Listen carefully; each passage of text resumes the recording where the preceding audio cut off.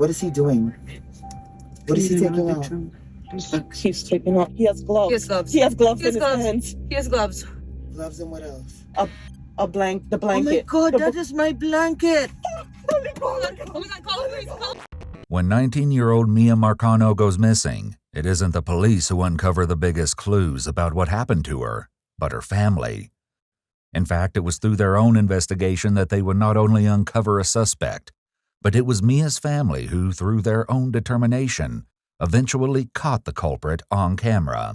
In 2021, 19-year-old Miya had just started her second year at Valencia College, where she was pursuing an associate in arts degree. She was balancing her education and employment at the Arden Villas apartments in Orlando, some 200 miles away from her close-knit family in Broward County, Florida. She also lived at the same apartments where she worked. Though they didn't know to be concerned at the time, Miya had recently asked several of her family members if they could come to Orlando for the weekend to see her. When no one could, she instead decided to fly home to Fort Lauderdale for a visit. Though her family was excited to have her back home, there was a chilling reason Miya felt like she needed to get away. Not knowing what was about to unfold, her aunt Simone later recalled this. I felt like it was a call for help when she asked us all to come this weekend and no one couldn't make it. I feel like it was a call for help and I wasn't there for her. At 5:06 p.m. Friday, September 24, 2021, Miya sent a text to say she was waiting for the Uber to take her to the airport before she would fly home. After this, she suddenly stopped responding. All calls to her phone went straight to voicemail, and all text messages said that they weren't delivered. Given that Miya was incredibly close with her family and kept in near constant contact with most of them, they likely noticed something was wrong within mere moments of it happening. However, it wasn't until a few hours later that her family became certain something was amiss. Her grandmother and grandfather later spoke to a police officer and tried to explain her sense of urgency at the time. I would say about 6 or 6:15. My husband and I left our husband to go out to dinner. I said, strange, Miya hasn't called me. I called, and the phone just said, calling mobile phone. So I figured if it was in the area we were in, it was dark. So I called again, same thing. My stomach started to hurt. I'm not psychic, but I can always tell when something is wrong because I wouldn't call Miya more than twice and she'd not answer. Even if she has to say, Mama, I'm doing something. Mama, can I call you right back? Mm-hmm. So I went to the airport. And I waited and waited and waited, and there was no Miya. When Miya never got off the plane, it confirmed her family's worst fears. Little did they know things were only going to get more twisted from here. They reported her missing soon after, and one of her family members called 911. I'm calling to find out if I can have a wellness check, please. For the address? Correct. I just wanted to know if an Uber picked her up or not. And then from then, her phone has been completely shut off or dead. We're not sure. We had a friend go over, but they're knocking the door. Nobody's answering. I just want to make sure that she's not there. Okay, I mean, I can get a call center for a deputy to go out there, but a deputy is going to do the same thing. He's going to knock on the door, and if no one answers the door, he can't break down the door. This call and lackluster response from police would set the tone for the investigation. An officer eventually did go to Miya's apartment at Arden Villas, but there was no answer when they knocked on Miya's bedroom door. When they tried to open the door, they found it locked from the inside. They then headed to the window from outside. Please note that the police department made redactions to the video, blacking out what the officer saw inside Miya's room. When they went around the front of the apartment, the officer was met by Miya's cousin Kaylee, who, after realizing that Miya's location was turned off on her phone, decided to take matters into her own hands and start looking for her. No, she's definitely not in there. But, she's not in there? No. Did you see any, you couldn't see inside? I saw inside. Did you see, any bags? I saw 2 suitcases under her bed. Under her bed? Yeah. Oh. I'm not sure if that's... I think that was always there. Was it? Yeah. Yeah, but other than that... Did you see, a teddy bear on the bed? I can't remember now. You want to go? It was... Brings it. If she was fine, she would bring the teddy bear. Yeah, the room, it looked clean. anything like out of place? The window, yeah. She opened the window. Yeah, you can see that her window is open? Yeah, like she opened it. Ultimately, the officer left. Law enforcement would fail to recognize the urgency of Mia's case until later, perhaps only when it was already too late. With this less than helpful response from police, Mia's cousin Kaylee looked elsewhere for help. And the security guard, Jay, was here. And we approached him, asked him if he knew anything. And he said yes, that he was here when the police were there. And we said, okay, like if you could please just accompany us so you could tell us about what happened when they were there. Because they knew Mia's door was locked, Kaylee and Jay headed to the window that the officer had looked through. Once we heard that the window was unlocked, we automatically knew that that was off because my cousin had installed the window locks on all of their windows to prevent anyone from opening it from the outside, especially with them being on the first floor.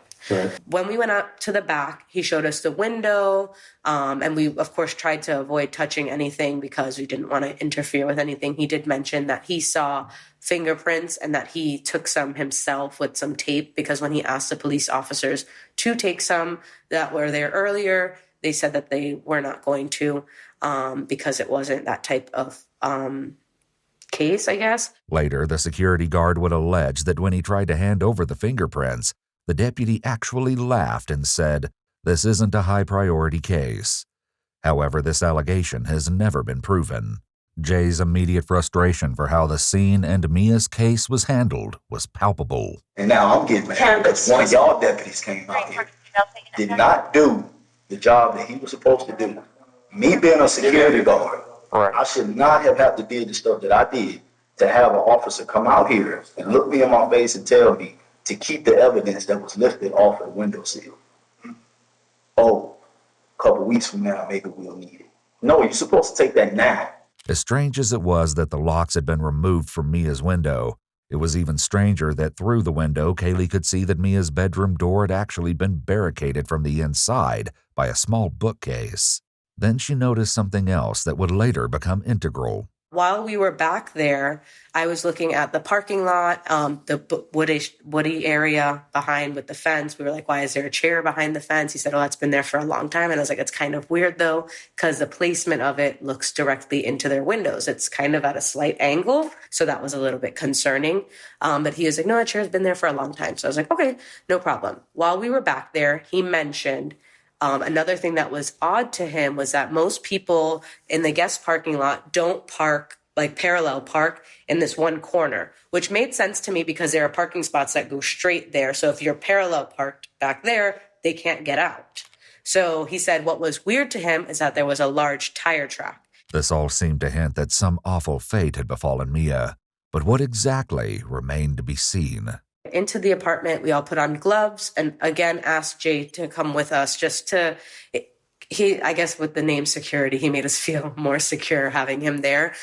We went into her room, avoided touching anything, and we immediately noticed that her room was in a disarray, very out of character from Mia. However, even more shocking was the sight of something still in her room. She has her decorative pillows, her sleeping pillows, and then, of course, the king of the world, her teddy. So Teddy usually sits right on the bed if he's not going with her wherever it is that she's going. If she's going to work, there's times that Teddy goes to work. Every trip, Teddy goes. Teddy's been on vacation with other people. Teddy has lived his life. With this in mind, her family knew she wouldn't simply have left the bear behind. And yet Teddy was still in her room. This meant one thing. Mia hadn't left. She wasn't not answering her phone. And her phone wasn't simply dead. She had been taken. But the teddy bear wasn't the most concerning thing discovered in Mia's room, as Kaylee explains. When we walked in, the cubby that was blocking the door was in the walkway, and there was, her chain was busted. She usually wears two chains, one that says her name, and then a second one that has a heart pendant. So I know the chain is the heart pendant one because the pendant was missing. Yeah. And the Mia one would have two separate pieces. So we saw that her bangles, she has a lot of bangles and they were given to her as gifts from like old family friends. So they're really sentimental for her. So to see them on the floor was a lot. To see them bent that way, I was like, okay, there's definitely something wrong here. Then we also noticed the blood on the pillow and we were thinking like, of course you look at it and you're like thinking, well, maybe it could be old. But then we're like, but she would have tried to get that out, or she would have at least put a pillowcase on to cover it up, because you're not going to be sleeping on a naked, bloody pillow. Yeah. So that was a little bit concerning as well. After that, we continued to look around the room and found little bits and pieces that just kind of indicated that there was some type of struggle. The bed was moved. We could see the grooves in the carpet were different. They were here, and then the legs were pushed off. The bed head was kind of crooked. And then while examining underneath the bed, someone flipped over the rug. She has a blue furry rug, and found a box cutter. When we saw that, we were like, okay, that definitely can't be Mia's. The box cutter would turn out to be an important clue, as would the item they found in the trash, a single rose. Already feeling like Mia's disappearance wasn't receiving the kind of urgent attention they knew it needed, the rest of her family traveled the same day she was reported missing to gather at the Arden Villas apartments to continue the search, knowing that this was the last place she'd been seen. They would soon have a shocking and disturbing interaction. It's unclear exactly what happened in the moments prior, but one of Mia's family members began recording when someone else showed up, claiming to also be looking for Miya. The person recording kept their phone either in their pocket or their hand covered the camera, as we can't yet see what was happening until later. We can, however, hear the mysterious person talking with various members of Mia's family, including her father. I'm too old for it. Her friend Tati knows our relationship, I promise you. Nothing like that. Tati woke me up out of my sleep to come here to see if I saw anything, because we didn't know you guys were here. Not hearing about this for the first time tonight. Yes, I was home. You still have text messages? Me and her haven't talked for like a few weeks. Like I told you, I try to fall back. I'm older than her, so I don't even have her number now. All seriously. The man speaking is 27-year-old Armando Manuel Caballero. Armando worked as a maintenance man at Arden Villas, and he met Miya when the two became co-workers. In fact, he'd started at Arden Villas right after Miya, around 2 months prior to her disappearance. Now, around 3:45 a.m., approximately 10 hours after Miya was last seen, and though he lived at a different apartment complex, Armando was unexpectedly back at Arden Villas. This obviously struck Miya's family as odd, but the entire interaction would only become more concerning. Where's her roommate? Because I heard you had a recent conversation with her. Though it isn't shown in the footage, Simone, Mia's aunt, witnessed something fall out of Armando's pocket when he first got out of his car, something that looked like a key fob. This would turn out to be crucial later. Yeah, I'm seeking her wall, and I dropped off the back end because I was involved. Other than that, it's just work. You never went in the apartment to fix anything? Before I have, yes. We had to do all the apartments. Because I noticed a lot of stuff, because I set up the apartment myself. I know. And I set up certain things. And I seen you move. Yeah, and I seen you already too. I seen you be. Trust me, bro. I got all the vibes. I'm not like that. Nah, I wouldn't even came out here. Yeah, but from what I'm hearing, I didn't hear nothing good about you yet. Really? I promise you. What Armando didn't know was that because Miya was so close to her family, they immediately recognized him as someone she'd told them about. And because of what she told them, they were likely suspicious when he showed up at Arden Villas. You've been sending her text messages like that, like trying to tell her, express your feelings for her. As a regular thing, when the property was... How is it a regular thing if you just said that you're older than her? Why is it a regular thing if you're expressing your feelings to her? Why is that? How is that a regular thing? Why'd you cash out for that amount of money? She said she had to help you. She had to help me? My daughter would never tell you that. On my soul, she told me that. She would never tell you that. On my soul, she said that. But you just told me that you haven't spoken to her for so long. Yeah, because that was a while ago. That was a while ago? Was this week. That was a while ago? I'm in her cash app. That was this week. You see, Miya had complained about Armando. Though he told her family he didn't have her number and claimed to have last spoken to Miya a few weeks ago, it would soon be revealed that that wasn't even remotely true. Miya often took screenshots of the things Armando was texting her and sent it either to her family members or to her friends. This included when, in the week before she went missing, Armando sent her a random Cash App payment for the amount of $600. Though Miya declined the money, she sent a screenshot of the message Armando included with the payment to a group text with other Arden Villas employees, titled "Off the Casa." Armando wrote to Miya, "Mama's good morning. I don't want you to feel any way about me giving you this. Like I said from before, you grew on me, and I feel I didn't have too much of a reason to be in your face unless I was making a difference, because I'm just a man and that's how I see it.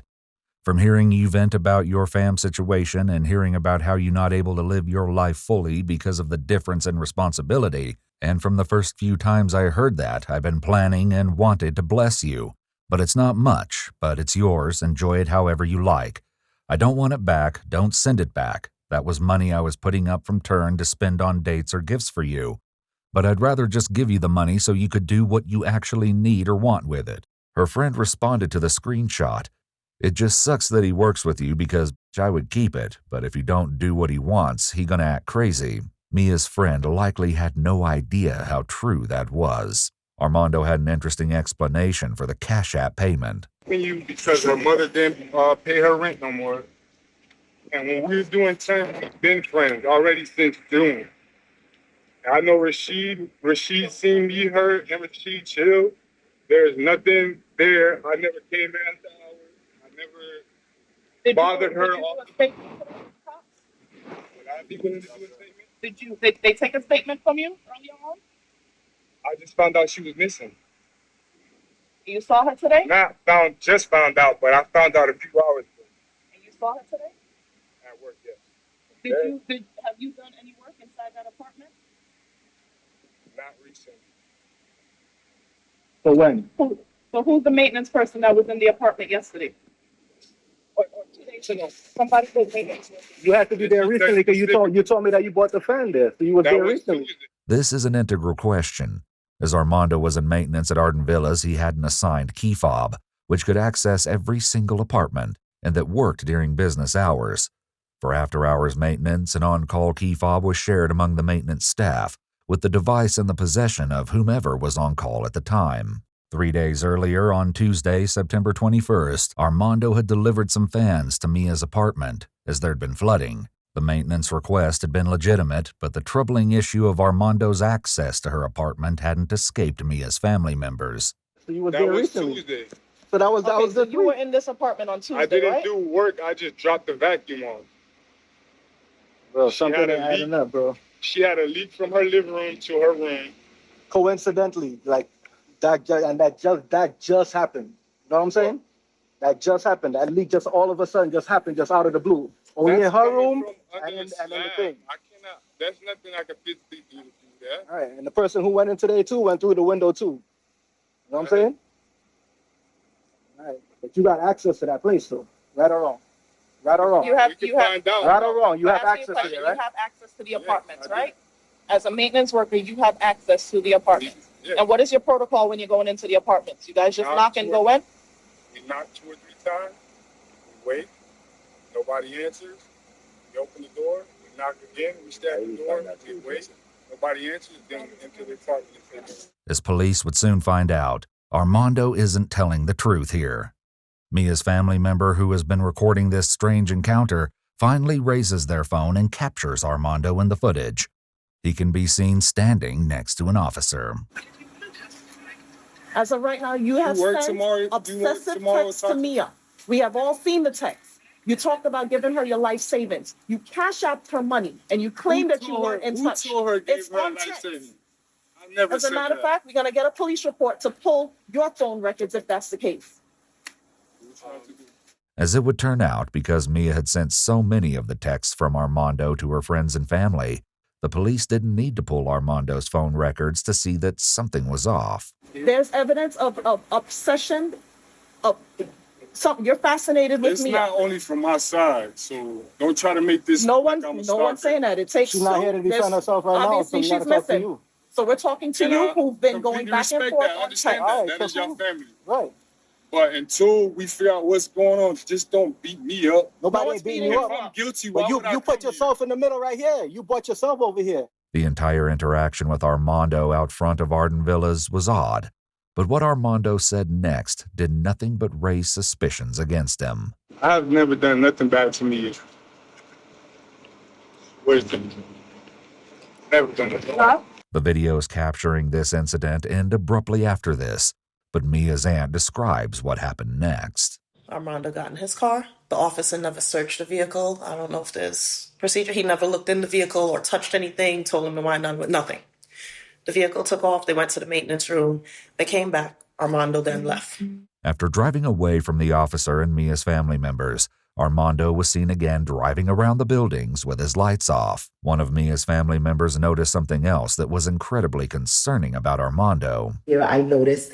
So it almost looked like he had bronzer on because this area was like, it was puffed up and slightly bruised, like reddish. But how it was dark in the night when the light, you could see, when skin is stretched to a point that it shines because of the swelling. Knowing what they did of his fixation with Mia, his return to the Arden Villas apartments the same day that Mia went missing raised red flags for her family. Little did they know, Armando was hiding another, even more disturbing secret. The next day, there was still no sign of Mia anywhere, and it was only now that the police would begin to take the case seriously, though slowly. Someone from the Harris County Sheriff's Office even reached out to the Orange County Sheriff's Office about Mia's case, and there appeared to be a distinct lack of urgency. Okay, it hasn't been turned over to a detective yet because it takes up to 5 business days. How to consider someone missing? No, there is a case number already attached to this, and there is a case. I'm just saying that they don't have it assigned to somebody, but if we make contact with her and we run her name, we know she'll be missing because she's in the system as missing. So who normally has? So you have a missing persons division? This is considered a missing persons, and they're not open today. They'll be open on Monday. As investigators finally started to look deeper into the case, they spoke with Marlon, Mia's father. So my theory as to what happened is that she was in the bathroom, or maybe she was now getting home. Either she was in the bathroom or she was now getting home, and the person was under the bed. Okay. The person was under the bed, and so they had the box cutter and everything. Mm-hmm. And either when she came in, they startled her, or when she was coming out of the bathroom. You understand? The person who we suspect is somebody who works here. Mm-hmm. I heard about it. Okay. Her family also gathered again, this time inside Arden Villas. Police officers came and they said they weren't going to do anything but file a missing person report. She's an adult. They can't do an Amber Alert because she's over 18. But according to that officer, this is a typical college room that doesn't seem to look obstructed or tampered with. He said they weren't going to do much until a couple days pass and it becomes more. If you haven't got any information, if you haven't heard from her. As news of Mia's disappearance spread, calls flooded in as people tried to give any helpful information to aid in the search. And what do you want to report? We just got a message saying that a girl had been missing since 5 p.m. yesterday, and me and my roommate around, I'd say maybe 7 p.m., and we heard a girl and a guy, and they were screaming, but it didn't sound like good screams. It sounded like really bad screams. And we actually went downstairs to see if we could find anything, and we heard a woman and a man screaming at each other, arguing in an apartment on the first floor. I don't know if this would be helpful information, but it was something that stood out to us last night. And after hearing about a girl going missing today, I figured I should report it just in case it could help. All of this was helpful, but Mia's family was already sure they had a suspect, Armando. Mia's family had been right. It did appear that Armando was obsessed with Mia. In one screen-recorded video, it can be seen that Armando was sending her long, multiple messages. Part of these messages say, quote, "You drew back, which I understand, because you a woman and you don't know me that well, so you need your boundaries. I know I come off strong and crazy." After screen-recording the messages, Mia sent the video to a group chat, writing, "When does it stop?" The issue of Armando's text messages would come up again and again as police began interviewing her friends. And Jasmine, can you tell me what happened in a group chat between you, Mia, and the other individual? Yes. So basically, we have a group chat where we talk about like normal things that are happening. But in this chat, there's just been multiple times where Mia like will send over screenshots like we do of like people that we're talking to or just things like that. Sometimes complaining or just having issues with like Armando sending her long text messages out of the blue, emotional messages to her, even when she was barely giving him like real responses back, sending her long emotional messages, getting upset at her for not responding to him, all types of things. And from the start, her making it clear that although she did find him attractive or whatever the case may be, she has never necessarily wanted anything serious with him. They have never dated. They've never been involved in any aspect like that. That detail didn't seem to deter Armando. In one text to her friends, Mia wrote, "Then if I don't respond, we know he getting the paragraphs ready." I always found it weird with that because I'm like, she's young, like she's 19, she's a freshman. I always found him to be weird because I'm like, this girl is like a young girl. She's not trying to be tied down with you, like, you know? And she made that very clear to him. So that's just the thing for me. Did they ever have any altercations with each other or any kind Like of fights? Yeah. They never had any fights. He was very much a like messagey type of person. Like I never had any situations in regards to like her telling me like, oh, they got into like actual altercation. She did tell me that recently he tried to like make us not a scene, but like be petty towards her at work. He said it in a way like it was drawing attention because people were kind of like, dang, like why'd you say it like that towards her or whatever. And she was like, in the chat we were talking about, like, that's crazy that he's trying to like show out and call you a weirdo and stuff when he's the one that sends you long dramatic text messages every single day. Mia sent a text to the group chat saying, "Y'all, I'm confused," and a screenshot of a message Armando sent her saying, "I don't got any more patience with you. You honestly showed me the type of person you are.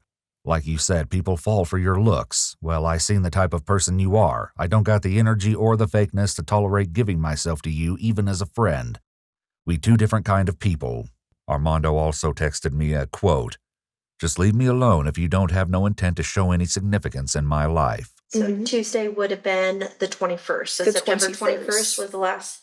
And can you tell me what that message said? Yes, so we were talking like normal. She said, I saw Armando just now. He had to bring me the blower and he was like, I think I cleared my mind enough and I'm ready to follow you back on Instagram. Because like I said, he would get overly emotional and obsessive over her. So like if she was posting and doing things and not talking to him, he would get upset and send her messages about that.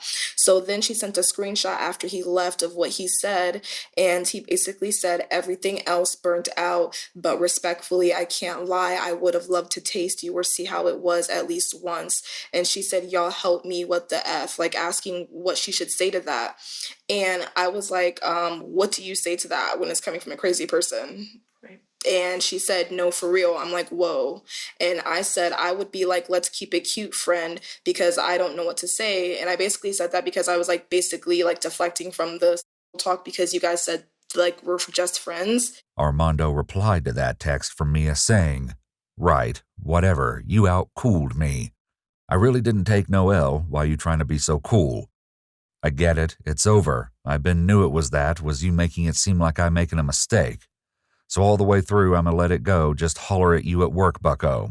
But it seemed that Armando didn't take her rejection well. Mia's friend Rashid shared a similar story. He started sending her, like, not, like, just, like, paragraphs. It was, I could swipe and read it. And it was so much to read that I was like, dang, like, I didn't obviously read through all of it, but she would show me, like, some of the stuff she was saying in some of the paragraphs and, how, like, and I was telling her, like, he's crazy and whatever.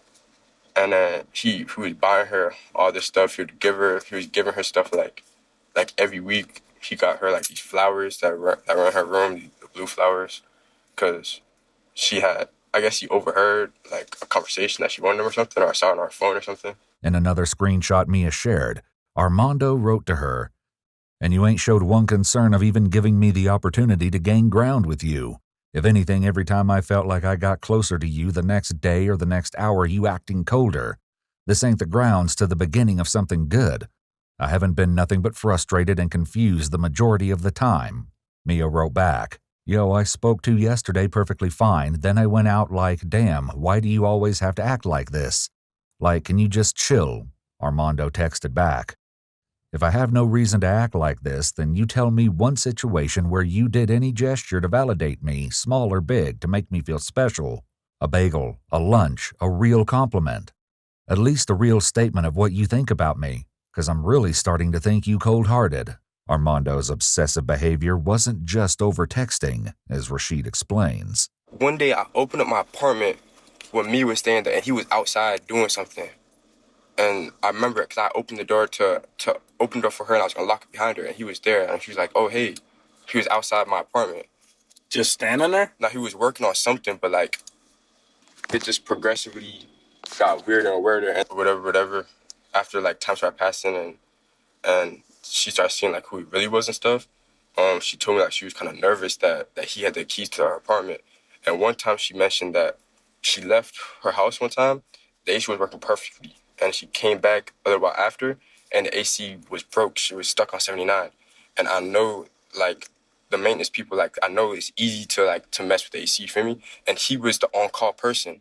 And so I'm thinking that he, like, messed with the AC because she would have to call the emergency line, which he has to respond to because it's after hours.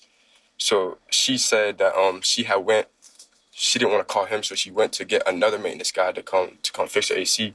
Mm-hmm. As Rashid shared, Mia had a good reason to be worried. Some of my other friends have told me that he said stuff to them, like she found one of my other female friends found him like in their apartment. He was like, "What are you doing in here?" And he was like, "Oh, I'm fixing something." I remember she had said something to her. I think it was like along the lines of, "I just want to like take a nap in your bed" or something like that. Like it's weird, you feel me? Yeah, that is weird.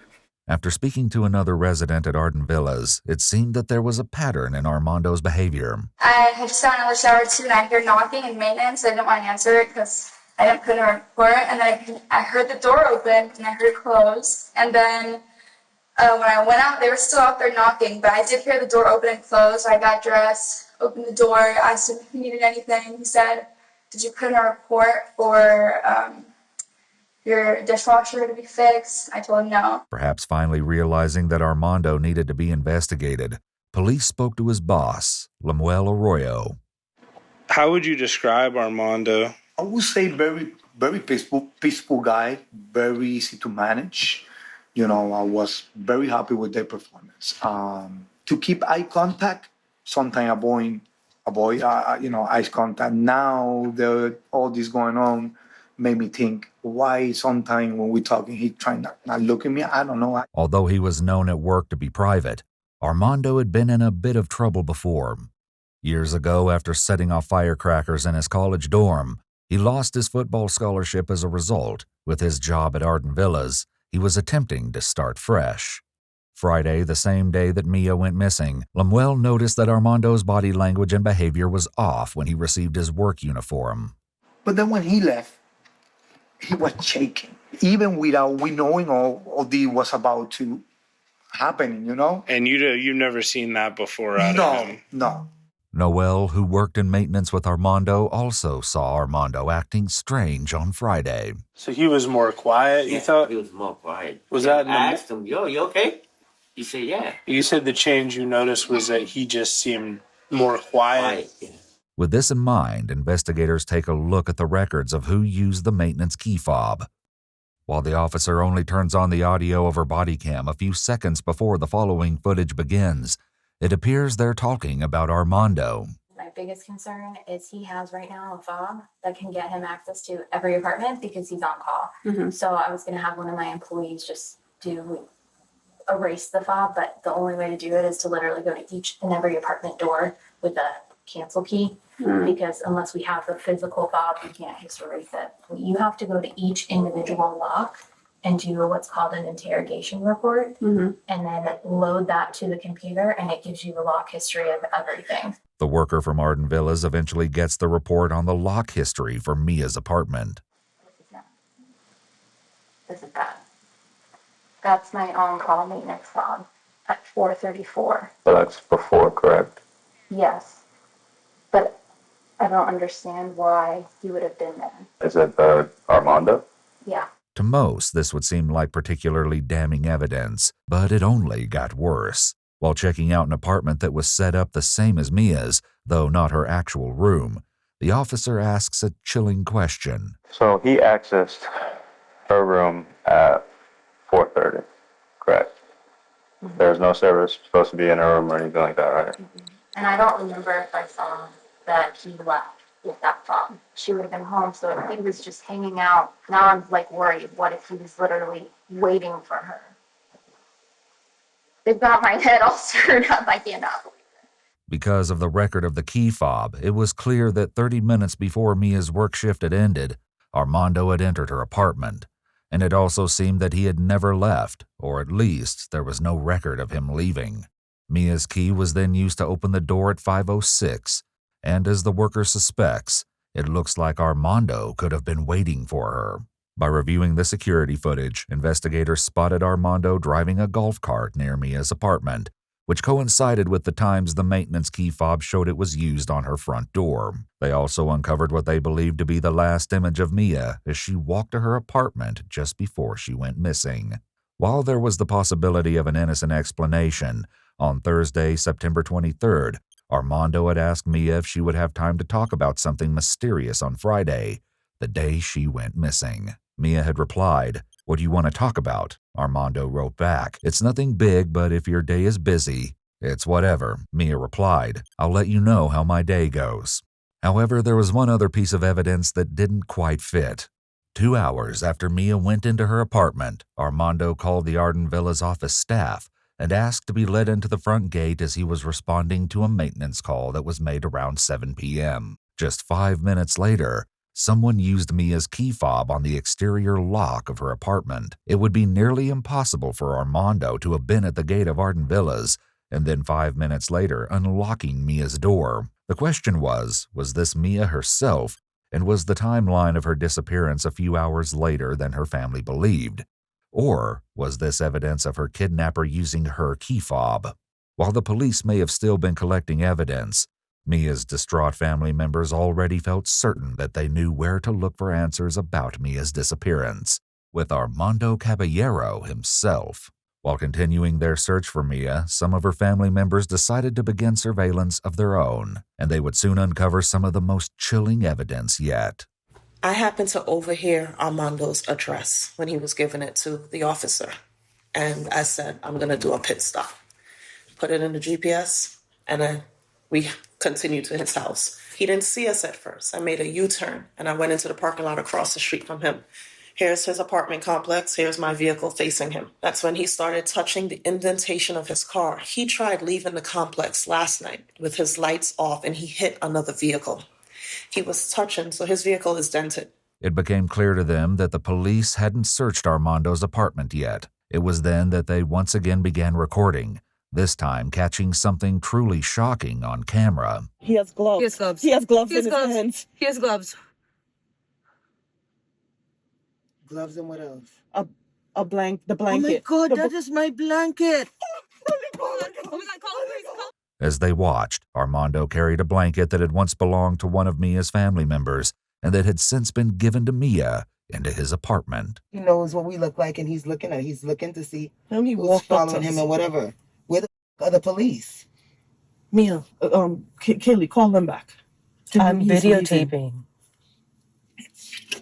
Don't check. Mm-hmm. Videotaped. I'm videotaping him. That's why I can't call. As unsettling as this discovery was, the incident with Armando was far from over, and it would only become more chilling. Later, Mia's Aunt Simone shared with detectives what had happened after they stopped filming. Someone's got I started trembling. I couldn't drive anymore. I just pulled in. Another Hispanic guy got out of another car, 2 cars down, came across the street. He videotaped the truck. He videotaped me. He took pictures of me. He took pictures of my license plate. Then he told me, get out of your truck. Get out of your truck. I didn't get out. He laughed. Across the street, he went back, and he does this again. This behavior, along with the discovery of Mia's blanket, seemed to solidify, for her family at least, that Armando was behind Mia's abduction. However, this interaction with Armando would come back to haunt them in the most chilling way. Armando then left his apartment, but returned 10 minutes later. When police were able to find Armando and tell him that they wanted to look inside his apartment, he surprised everyone. He gave permission for Mia's family to search through his apartment while the police stood by. Is it like a quilt type of Yeah, blanket? like a quilt, like blanket-like thing. So if you see it, just let me know. That'll just give more bolster to the search warrant. It appears that this frantic search was not recorded, but Mia's family didn't find her blanket. It seemed that when Armando left, he must have disposed of the blanket. Either way, no other evidence was found, as Armando wasn't arrested or even brought in for questioning. In fact, soon after, he ended up leaving his apartment around 3 p.m. Approximately an hour and a half later, he was officially named as a suspect in Mia's disappearance. But to her family's frustration, he was already gone. His apartment was then secured, and at around 6 p.m., more than 24 hours after she was last seen or heard from, the Orange County Sheriff's Office released a missing persons bulletin for Miya. By now, it was becoming clear to at least some that the police knew they hadn't started their investigation as soon as they should have. Paulina took the report. I guess. I mean, if they saw the blood and everything, it doesn't take long for. That was the end of it. Just some miscellaneous papers and stuff. Passport, about 30 euros. Wallets, checkbook. Cards.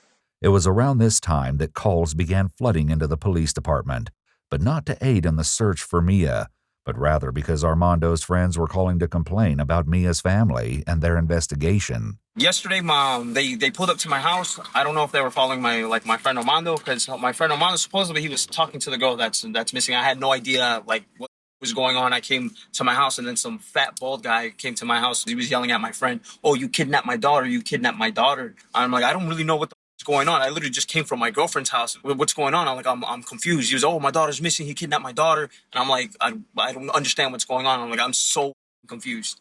And then they just came to my house. They were at my house and just like arguing. I'm complete lost now. But even Armando's friends had questioned him about his possible involvement in Mia's disappearance. Yeah. And I was trying to ask him, like, yo, you sure you didn't do anything? And my mom was on the phone too. My mom was like, yo, you sure you didn't do anything? Are you 100% sure? And I was trying to like, make sure, because that's someone's child that's missing. Yeah. I was like, yo, you sure you didn't do anything? He was like, nah, I didn't do anything. And my mom prayed for him on the phone. My mom said, if you didn't do anything, God will protect you. And if you did something, you will reap what you sow. Along with looking for Miya, law enforcement continued to search for the now missing Armando. Based on him using the maintenance key fob to enter Mia's apartment a half hour before she returned home from her shift, the search escalated when an even more disturbing piece of information was revealed. Jessica Decker, a manager at Arden Villas, had found something strange. Then the other thing that concerned me was there was an on-call message last night at around 7:01, and the message said, "This is Tristan Thompson. Is on the first floor. It's just on the opposite side of the apartment." Yeah. And it said the AC was out. Okay. It's a female unit, and an officer went over there the evening and knocked on the door, and they didn't call emergency maintenance. Okay. And that concerns me because of the timing of the last fob reading, which was 7:16, where her fob was used, but nothing was locked. So we got that on call at 7:01. Mm-hmm.